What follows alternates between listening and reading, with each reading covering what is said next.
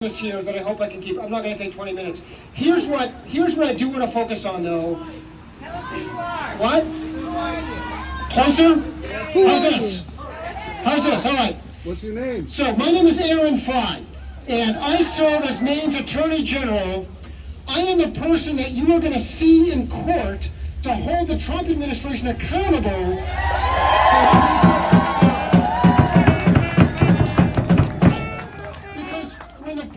The United States becomes president, they take an oath, right? And that oath doesn't say, I'm going to make it up as I go. It doesn't say, I'm going to make up the law. It doesn't say, I'm going to do whatever I want. It's a commitment to follow the Constitution and the laws to the best of their ability. Every public official takes that oath. We should be concerned that one person exercising the reins of government, Elon Musk, has not taken that oath, right? He hasn't. All that he's done is try to figure out a way to take advantage of Trump and our country, right? But the president took an oath, and it's the job of people like me, it's the job of Maine's Attorney General to make sure that when the Constitution is on the line, when statutes are on the line, when the rule of law is on the line, we have to draw the line to hold the president accountable to those rules. Yeah. And by the way, we are already doing it with some success, right? We are a month in. I have already gone to court 4 times with my colleagues to hold the president accountable to the rule of law, right? Thank you. And we're only a month in, so birthright citizenship, right? I mean, very clearly that's in the Constitution. There is no question about who qualifies to be a citizen in this country.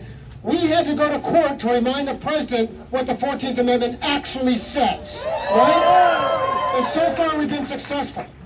You probably also saw that the president tried to withhold funding, freeze funding that Congress directed, right? Because Congress gets to decide what programs to fund. Congress gets to decide where the money goes, not the president. The president's supposed to enforce the law that Congress makes. The president didn't know how to do that. Froze funds. My colleagues and I, we took them to court, and we were successful. We have held the line so far on making sure that those funds continue to flow. The postmaster is just asking for us to off his property, just for sole reasons. So if you guys are on, yep. So the sidewalk over here. I think this is also postmaster federal property. So just please, Aaron Frey. So Okay, I understand. It's just I'm going to follow the law. I'm going to follow the law. Can we stay with it? being here. Yep. Just make sure that you guys are on public property, not on federal property. Okay. Up here, just for liability reasons. You fall, you hurt yourself, you waste your time. All this, I see your fault. You don't want to injuries. Okay. So can I stand? May I stand on? No. May I? That's not how my day needs to go. No. This is exactly the way it should be, right? It should be that when there are some concerns that law enforcement are protecting us, they're making sure that we are all abiding by the law, right? Now look, the President of the United States didn't know what that meant when he pardoned a bunch of people who assaulted law enforcement on January 6th, right? You all remember those folks who are held accountable. We have to remember that we all have to follow the laws, and I am just fine stepping down here. It doesn't mean you can't see my beautiful face as well. That might be just fine, right? So I think what I was saying is, how are us holding the president accountable under the rule of law, right? And so there's a third case. The third case is, remember when the Department of Government Efficiency tried to get your personal information from the Treasury Department? Yeah. Right? Well, I filed suit then too, and so far we have been successful at keeping Musk and his tech bros from all that information, right? We are working hard to do that. And then finally, I had to bring suit to remind the president that he doesn't get to just rewrite contracts when he tried to take funding away from the University of Maine, take funding out of the state, when they cut the contracts for the national health, for NIH, right? We went to court, we held them to account, we keep that money flowing. Here's what this gets to. My job is to make sure the rule of law is being followed. Because where the law ends, that's where tyranny begins. Right? In fact, that's inscribed on the Department of Justice down in D.C. I think the Department of Justice in D.C. needs to look at what's written on their buildings about how important it is to follow the rule of law. Elections have consequences, right? And I understand that we have a president of the United States right now whose policy I might not agree with, but if we are going to be faithful to our Constitution, that means that Trump is going to be the president for the next, 3 years and 11 months at this point, right? I'm counting.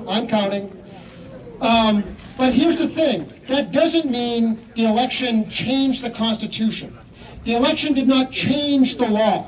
The election did not change what it is that we should expect from our elected leaders about how they will be held to account to the contract that they have with citizens, that they will live by the restrictions that our Constitution has put on government. It is my job as Maine's Attorney General to hold the line when the president comes a knocking to violate the Constitution and violate the law, and I'm going to continue to do that.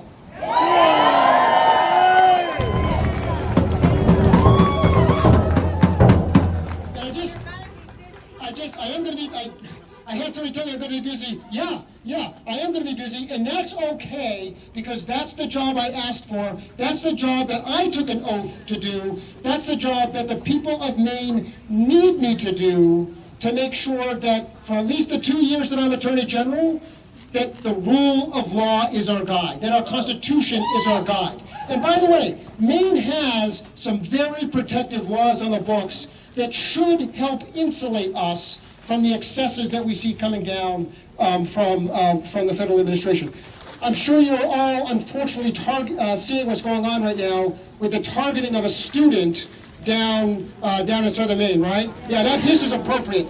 We used to have a line. I mean, we used to have a lot of lines that seem to be broken, right? Used to be at least common decency that you don't bring school-age students in to raise money and to make your political points, right? I understand the policy conversation about that, but leave the kids out of it. And we had a representative that can't do that. We have a president that can't do that. We have folks right now who think that we're going to deflect on the price of eggs, we're going to deflect on on inflation, we're going to deflect on our inability to control fentanyl coming into the United States. Instead, we're going to point to a school-age student and say, that's your problem. Right? That is wrong. I don't care whose book it is. It should not be a conservative book or a Democratic book. It is just wrong to pull in high school students to make your political point. Be an adult and talk to adults in adult language about what policy you think is the right policy and advocate for it in the legislature where you are, right? Do that.